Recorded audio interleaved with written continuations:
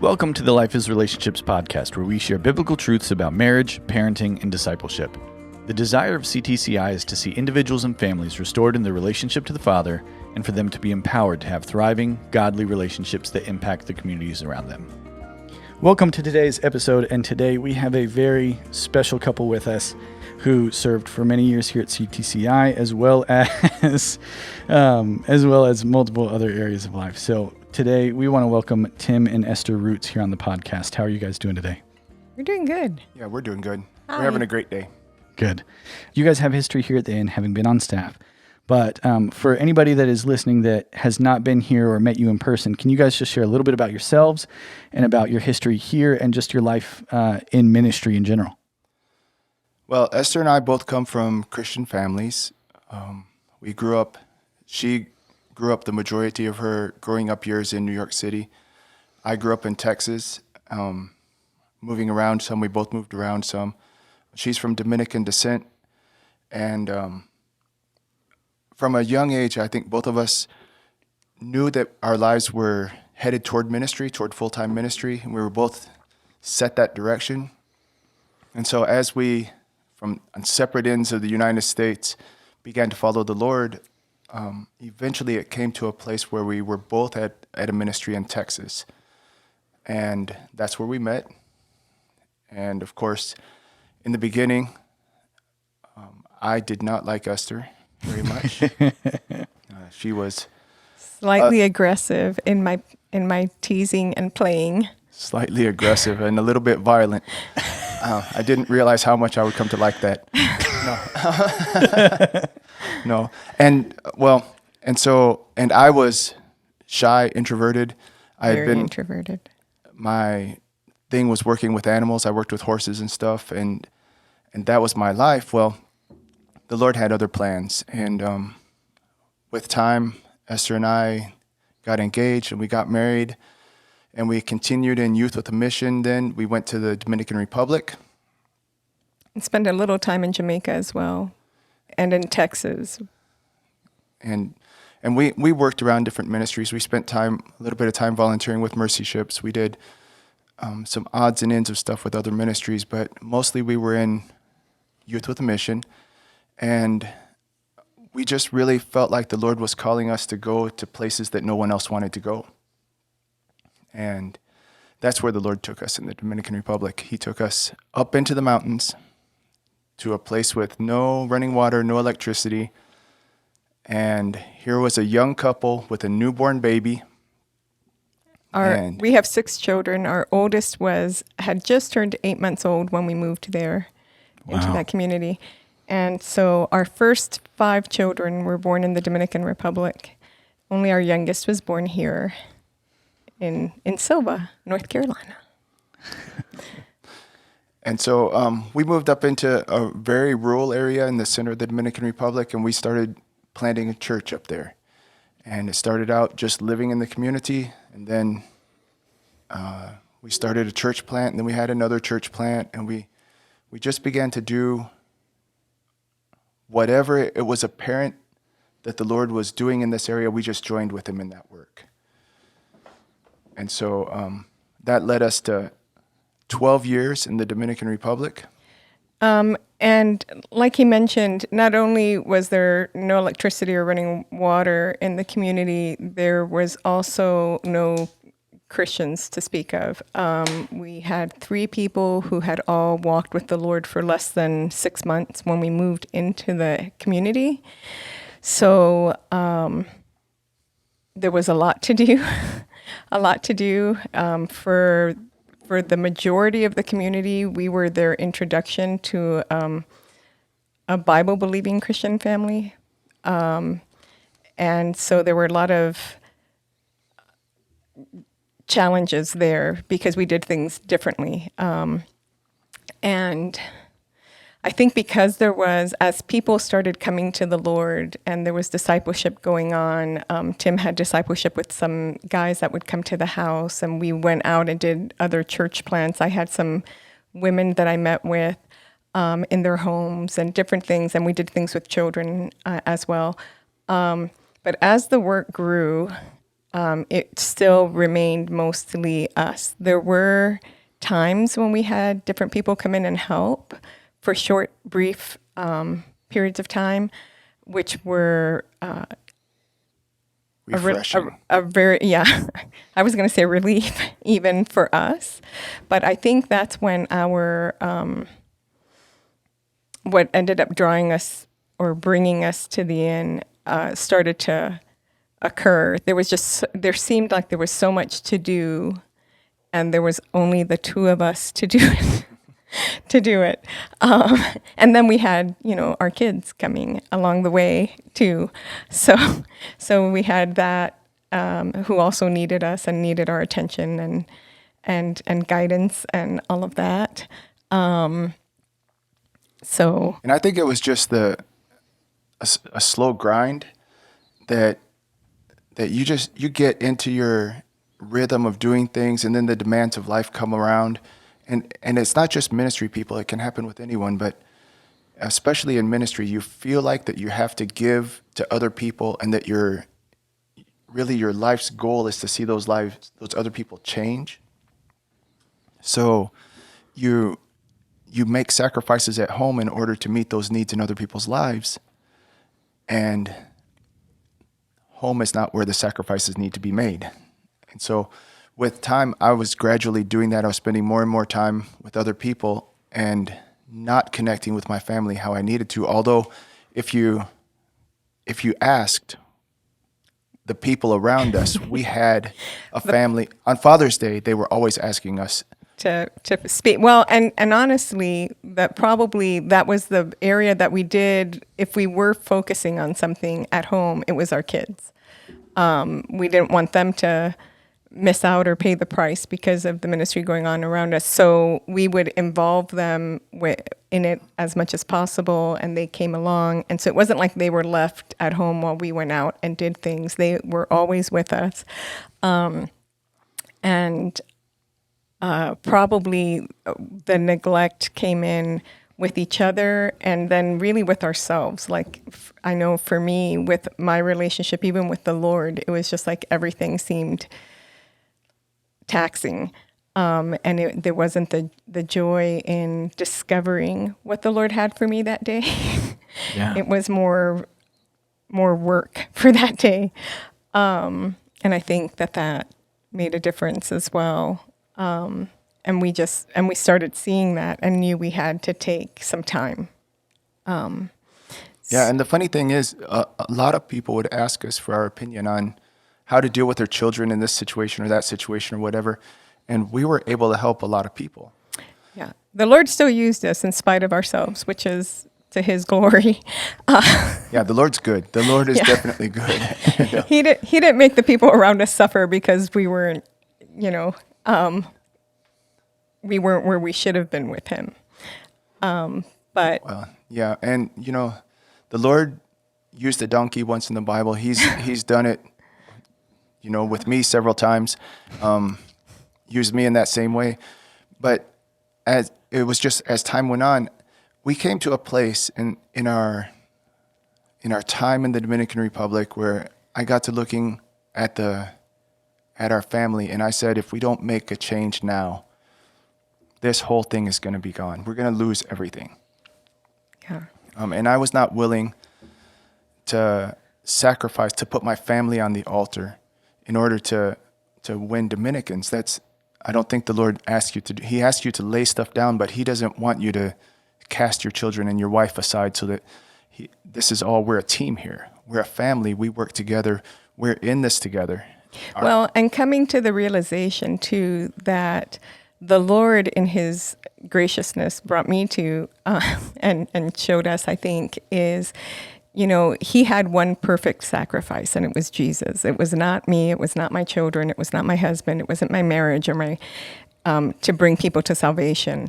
And that realization, even though it sounds fundamental to our belief and should have been there, I think I'd gotten away from that and just had to remember, oh yeah, I don't have to, it's the Holy Spirit that brings people to salvation. It's not me. It's not what I'm doing or saying. And so I don't have to keep trying to do or say things. And just to maybe to go back a little bit, when we were doing our premarital counseling with my father, our premarital counseling lasted about 15 minutes. No, it lasted more than that. It didn't last very long. But it wasn't like several sessions And long. he just shot from the hip. My dad, he's gone to be with the Lord now, but he looked at us and he said, there comes a point in every marriage where the only thing that holds it together is stubbornness. And so as long as you have a plan B, as long as there's an out, the ability to step out, then you can take that option. But if you're committed to each other and this stubbornness says, I'm here and I'm not leaving, and you're stuck with me and I'm stuck with you, and so we got to get through this together.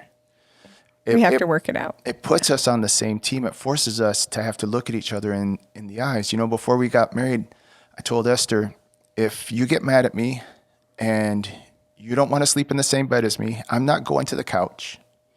We're going to sleep. We're going to be together, and we're just. We're going to work things out. We're going to have to get to the point where we can be with each other. And so the stubbornness, that decision, that decidedness to be together was there from the very beginning. Mm-hmm. And so whenever we hit this crisis point in the Dominican Republic, where we had our church plants and we had our ministry and we had our all of this stuff going on, and I came to the realization that everything was going to be gone if we didn't make a change. Well, the inn had been highly recommended to us by several friends. Yes, but especially we had one really good friend that was the husband and wife had been friends of mine since I was 14. And then Tim, of course, once we got married. They're old. They are old. And they had been in missions long term, and they had lived here and stayed for almost a year. And so I'd heard of the inn before, or we'd heard of the inn because we knew they were here years before us. But, and then when we were looking for a place to go, or just knowing that we needed more than just to decompress, we needed, we just needed more. So we needed healing. And so they recommended that we come here. They're also a part of, we had about 5 people that were in a prayer team specifically for us, that if whenever we had things that came up that needed extra attention, or that wasn't something we were going to put in a newsletter, but that we needed help or prayer with, we had a small group of people that we could turn to. And they were one of them. And so we did get the recommendation of another ministry as well in Florida, but that was more of a decompressing time. That was more of you're kind of on your own, and we just felt like that wasn't the place that the Lord was taking us. Right. So we found out about what was going to be happening at the inn, and we decided that we were going to come, and so in the space of 3 weeks, we gave up our ministry. We moved out of our home. Well, we didn't know how long we were coming for initially. The program is 2 weeks, but we felt like we had the impression it was going to be longer. Even we were thinking maybe 9 months to a year, that we just needed a time. But we knew that it was going to be long enough that we were going to have other people in charge of everything, and that we weren't going to be able to. So we just started letting go of stuff, and things really, the Lord just put things in place. And so in 3 weeks' time, we had our bags packed and we were in North Carolina.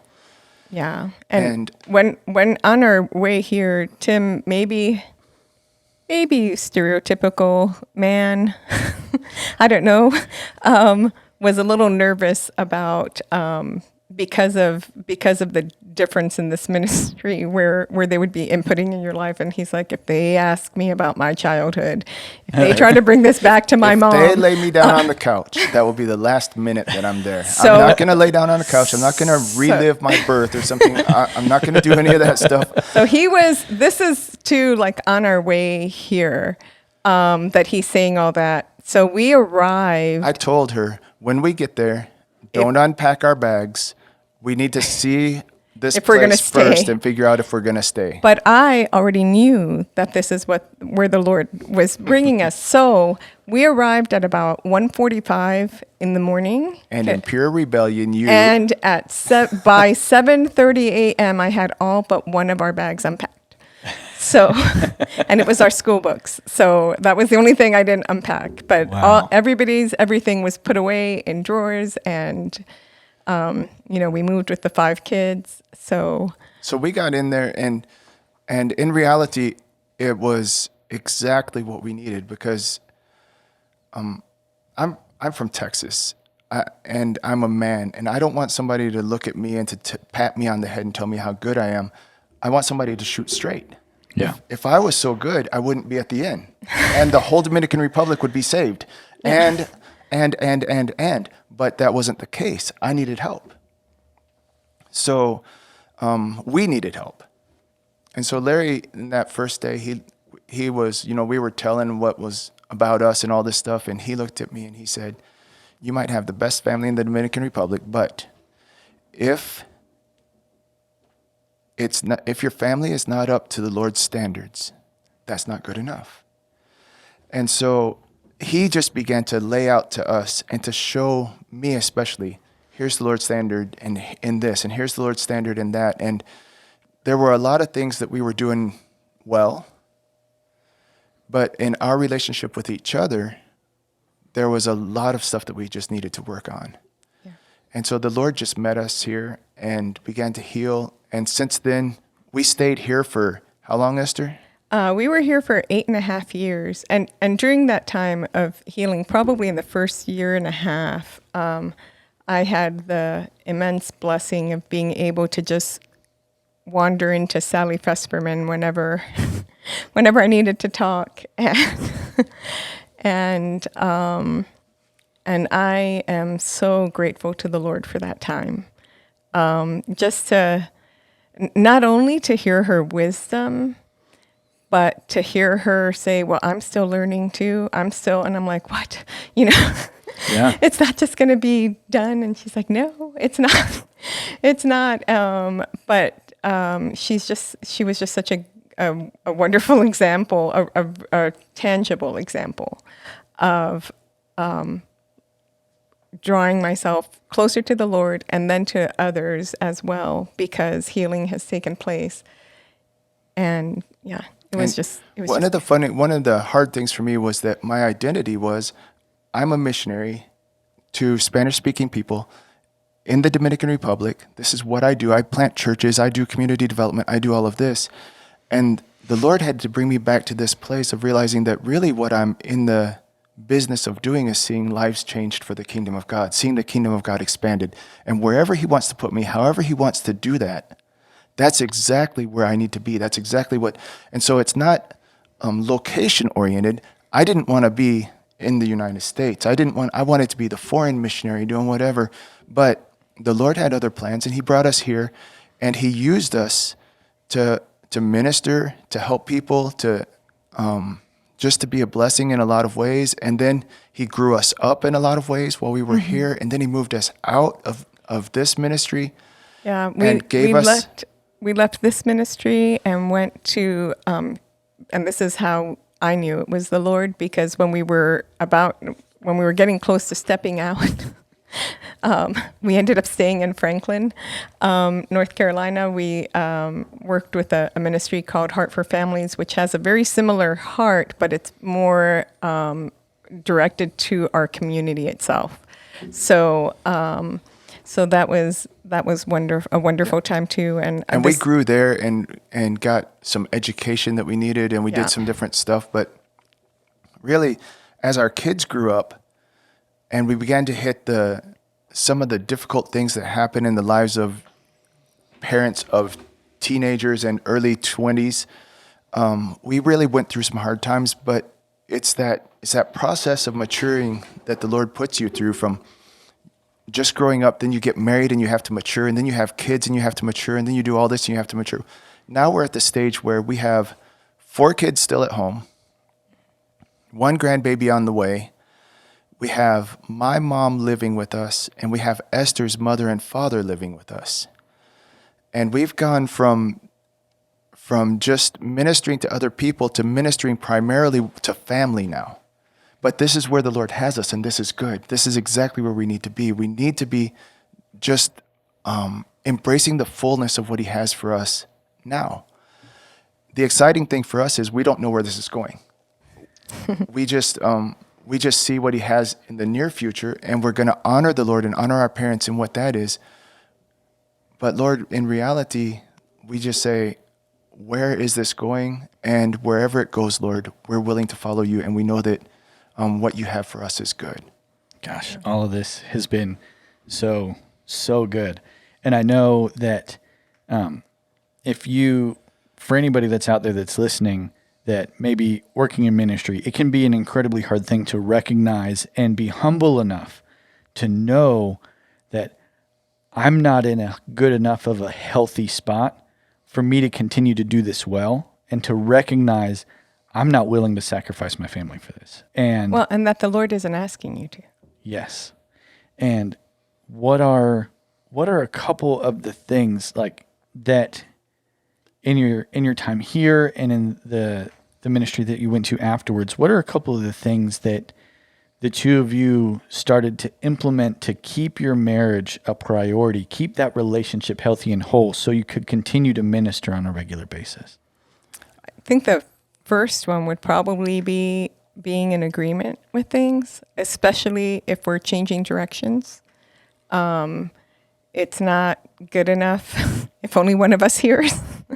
We have to come into a place of agreement with it, and just knowing that the Lord is leading us, and one of us being willing to say, "Well, I didn't hear that clearly for myself, but I'm trusting that you're listening to the Lord," or saying, and the other person being able to just, let's spend some more time in prayer so we both have peace about what's the changes that have to take place. Yeah. And sometimes the peace is, I have peace that you heard the Lord. Yeah, And I'm not sure about this, but I've lived with you long enough to trust your ability to hear his voice and to push forward. And I would say that for me, on a more practical, because I'm more hands-on, tactile person, that the same way that you need to have a quiet time every day, you just need to get into the Lord's presence, you just need to spend a little bit of time with him, I have to do the same thing with my wife. And so every day, I wake up, I shower, I go to the kitchen, I make coffee, and I bring her a cup of coffee in bed. And sometimes breakfast. Sometimes breakfast. It depends on what my schedule looks like, but sometimes breakfast. But every day she gets a cup of coffee. I say every day. 355 days a year, she gets a cup of coffee. So there might be one day a month or something where it doesn't happen, but almost every day. Yeah. And at that time, I want her to still be in bed. I want her to get coffee in bed. I just think, why not? I'm a man. If I'm going to love her how Christ loved the church, surely the Lord would bring his bride. He died for her. He gave his life. He suffered. He did all this stuff. What is a cup of coffee, for crying out loud? Get out of bed, make your wife a cup of coffee, go up to her bed, sit down on the bed, ask her what her plans are for the day. We don't have separate beds. He means my side of the bed. I mean, it's her bed, and I'm no. You just sleeping in some. We're not Lucy and Desi. Yeah. You are old. And the same way. So the same way that I need to spend a little bit of time with the Lord today, or some time with the Lord today, I need to spend some time with my wife and touch base with her every day. And if I can get that, 5 minutes every day with her in the morning, then it does away with the need for us to sit down and spend 45 minutes hashing something out later on, because we've been in contact every day. Every day we're developing this relationship. It's not the only time we talk, but it's the only time I get to talk. Just kidding. It's the time that, if one of us is concerned about something about one of the kids, it's just a time for us to set aside to pray for them, or to pray for the situation, and then to pray for all the kids as well. But if there's something going on, it's just good to kind of, if this is because especially if you're preoccupied, then how well can you go through your day? So it's just good to just replace it in the Lord's hands and know you're not alone in that. And it's not necessarily a super spiritual time for us, but it is, we can communicate. Yeah. And she likes to wake up. I like to wake up quietly. She likes to wake up. The first sign of her waking up is when she puts her mouth in gear and starts talking. And so I like to get up and have a little bit of space, and this accommodates that. Lets her wake up and chat, and it's good. Yeah. I know you can't see me, but I am smiling while he says that because I do wake up talking. It's not bad. Yeah. If listen, I don't want to be married to somebody like me. Oh, let me tell you. Thank you. Well, that's all we have to say. No, we will be celebrating our 29th anniversary this summer. I don't know what we would do. We're going to without each other. yeah. I mean, it would. Yeah. I'd be lost. Ask anybody. I'd be lost. Well, guys, thank y'all so much for coming and joining us on the podcast. We're just grateful to know. I am personally grateful that I get to know you, that you have such a good relationship with my wife, with me, and that we have gotten to see everything that you guys have walked through, and that you get to continue to be example and to be able to bless people, even with just the simple explanation and the reality that there are times in life when we have to recognize that what we're doing isn't working, being humble enough to get the help that we need so that we can hit that 29th anniversary, that 50th anniversary, that 70th anniversary, and we continue to love each other. And I hope that at my 29th anniversary, I'm flirting with my wife the same way that I see you guys continue flirting with each other and loving and joking, because it's just such a beautiful image of what marriage is.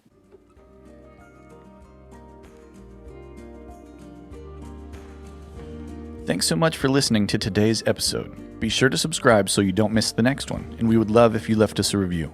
For more information about CTCI and our upcoming programs, be sure to check out ctcilife.org.